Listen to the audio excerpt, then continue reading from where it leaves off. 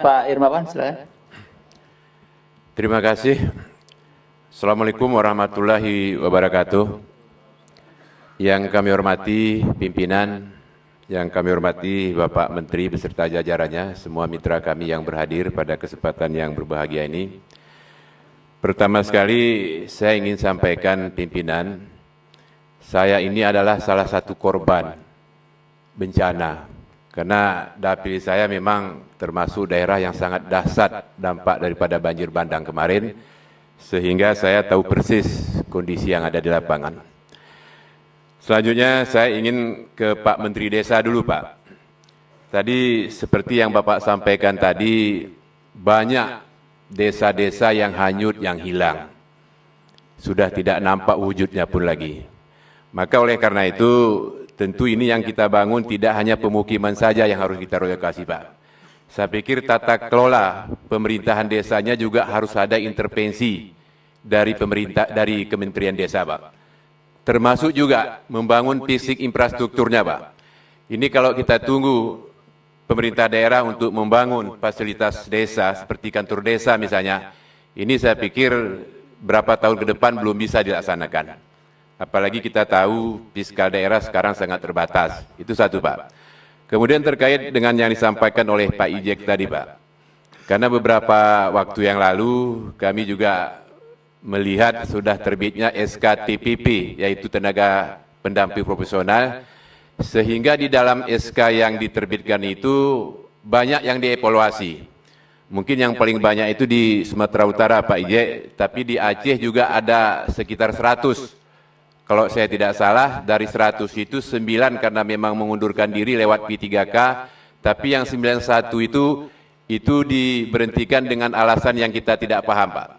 Saya minta kepada Pak Menteri Desa, terkait dengan alasan apapun di kondisi bencana ini, di mana kita lagi sibuk-sibuk meminta bantuan, memberikan sembako kepada masyarakat, tapi justru pada saat ini juga kita harus memberhentikan pendamping desa. Saya pikir ini sangat tidak manusiawi Pak Menteri Desa. Saya berharap, kalaupun memang yang 91 ini harus dievaluasi, saya pikir ini bukan momentum yang tepat untuk mengevaluasi itu Pak. Apalagi kondisi bencana ini. Paling tidak daerah-daerah yang kena bencana itu saya pikir ini mohon kepada Kepala BPSDM-nya Pak, tolong dievaluasi SK ini. Saya berharap yang 91 ini bisa diaktifkan kembali. Itu barangkali khusus kepada Pak Menteri Desa. Nanti saya mohon jawaban dari Pak Menteri. Kemudian selanjutnya ke Pak Menteri PU dulu. Kami mengucapkan banyak terima kasih kepada Pak Menteri PU beserta jajarannya. Pasca banjir ini saya pikir Pak Menteri sudah berapa kali ya? Sudah berapa kali? Hampir sudah semua kabupaten kota yang ada di Aceh barangkali sudah dikunjungi oleh beliau ini. Dan kita bersama Pak Menteri, bersama Pak Dirjen juga, Bu Sekjen, Ibu Wamen, sudah menyaksikan kondisi-kondisi jalan nasional yang rusak parah memang Pak. Terakhir Pak, Gai Luas yang terisolir, Alhamdulillah hari ini sudah bisa dilewati Pak. Meskipun statusnya masih darurat Pak. Karena jalannya memang masih sangat ekstrim. Saya ingin sampaikan kepada Pak Menteri, barangkali ini momentum Pak. Jadi kita ingin mengambil hikmah daripada bencana ini, kemudian ke depan ada ruas-ruas jalan yang memang seharusnya tidak layak ruas jalan itu Pak. Jadi barangkali ini momentum ruas jalan ini bisa trasenya bisa kita alihkan ke hal-hal yang lain, ke tempat yang lain, sehingga di kemudian tidak akan terjadi lagi bencana-bencana seperti ini. Itu satu Pak. Kemudian terkait jalan nasional, saya pikir sampai hari ini meskipun darurat tidak ada persoalan di dalam penanganannya Pak. Tapi di kampung kami Pak, di Kabupaten Gai Luas, masih ada beberapa kecamatan lagi yang belum bisa dilewati oleh roda 4 Pak. Karena ini statusnya jalan daerah. Jadi kalau hanya jalan nasional kita selesaikan, kemudian jalan daerah tidak kita selesaikan, kan ini tidak selesai juga persoalannya Pak. Maka oleh karena itu saya pikir perlu ada skema dari Kementerian PU bagaimana untuk mengintervensi sehingga semua jalan daerah itu juga bisa dilaksanakan oleh Kementerian PU Pak. Kalau kita hanya menunggu dari skema IJD yang selama ini kita lakukan, saya pikir itu kemampuan kita sangat terbatas Pak.